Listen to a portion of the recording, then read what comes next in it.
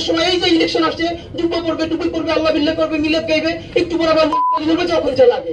এই পলিটিক্স তো ওকে, আমি তো এই পলিটিক্সটাকে ফাইন মনে করি, যখন যেটা লাগবে, এটা নিয়ে সমালোচনা নাই। কিন্তু আল্লাহর ওয়াস্তে যেটা বলি, এই জুলাই সনদ আপনারা রাজনৈতিক দলরা বসে বলেন কি করবেন, কিন্তু এর বাস্তবায়ন ইজ ভেরি ইম্পর্টেন্ট।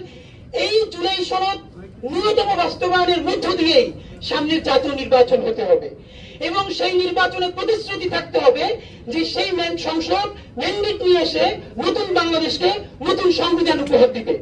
আর মানে আরেকটা ব্যাপার ভাইয়েরা মাঝে মধ্যে বলে যে গণভোটে মজা, এরপরে জাতীয় পরিষদ নির্বাচনে মজা, জাতীয় সংসদ নির্বাচনে মজা না। মানে এটা একটা কেমন, দুনিয়ায় বহু দেশের উদাহরণ আছে প্যারালালি গণপরিষদ নির্বাচন হয়েছে, তারা সংবিধানও প্রণয়ন করেছে, আবার সংসদেও অ্যাক্ট করেছে।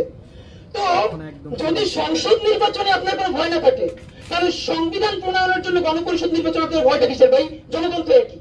এখন আমাদেরকে বলেন যে আমাদের গণভোটে এত মজা, তাহলে আপনাদের সংসদীয় নির্বাচনে এত মজা কেন?